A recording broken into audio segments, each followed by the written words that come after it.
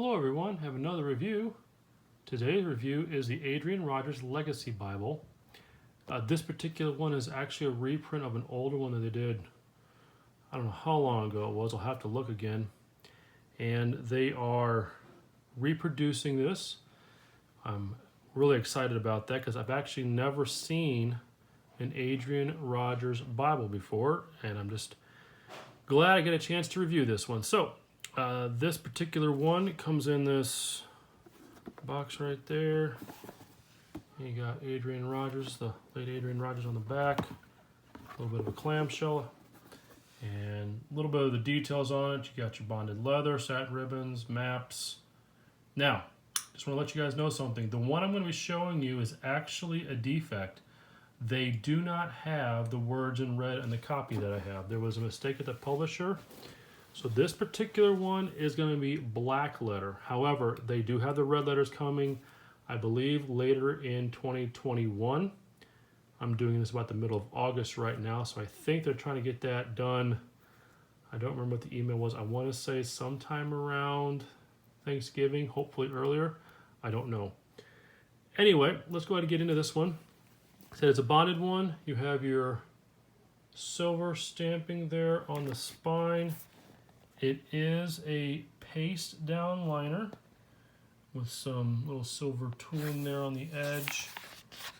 You have your presentation page, table of contents. It's in the new King James Version right there. And most of this is just straightforward stuff. Little thing about Pastor Rogers here, goes for a couple pages, and then we get into the book. So how exactly does this work? You have the text with center column references there, and while this is a reference Bible, it's not a study Bible, but it does do things every so often of having these notes that Pastor Rogers has from various messages that he's done over the years prior to his death. So, I would consider this more of a devotional Bible. I mean, that's a good way of putting it.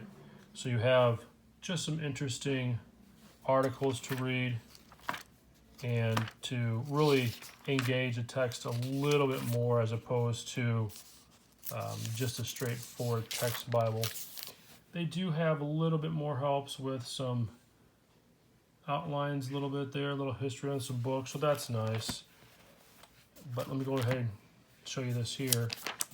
Probably the most famous red letter passage in the Bible just because it's easy. It's Matthew 5. And you'll notice, obviously, this is not red letter. But you get a good idea of what the font will look like as far as the black letter goes, the size and everything. So that's, I think, a good indicator. I'd be curious to see what a red letter looks like, if it's truly red, if it's more of like a tomato or maybe a rose or something. They're all different, it seems. Little concordance there in the back. And I'll just give you a little quick peek here at the maps. Maps are actually pretty decent. I mean, that's some strikingly good color there. And then the end sheet.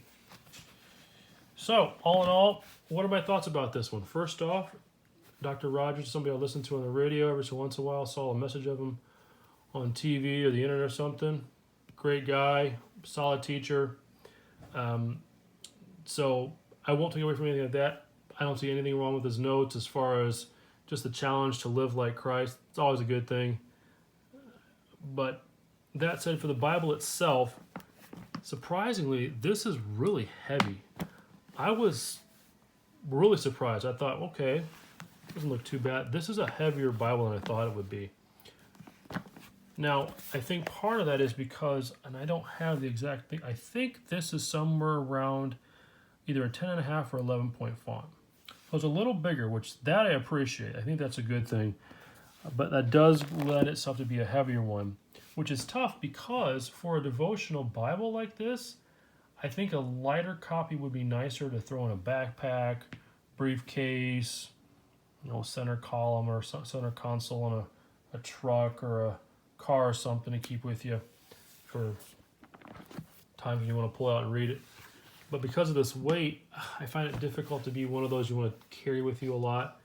Maybe if you have your spot in the morning or the evening or whenever you read your Bible where you want a good copy on, an end table, nightstand, or something like that, perfect. But for transportability, it's a little heavier. Other than that, it's just a great overall New King James Bible with some good stuff. I myself, if you're looking for a study Bible, I'd probably go somewhere else. If you're looking for a higher quality New King James Bible, again, probably go somewhere else. If you just want a good New King James Bible with some decent devotional thoughts as you're reading and just a little bit of aid here and there for own study, I don't see any reason why not to look at this guy. Again, Dr. Rogers, solid teacher. I don't see any problems whatsoever with his material.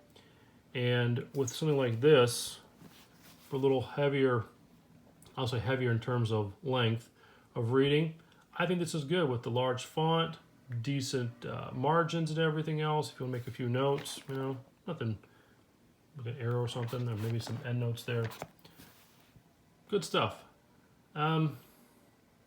Little surprised. Thought it'd be a little nicer, a little lighter actually, probably more than nicer, but it is what it is.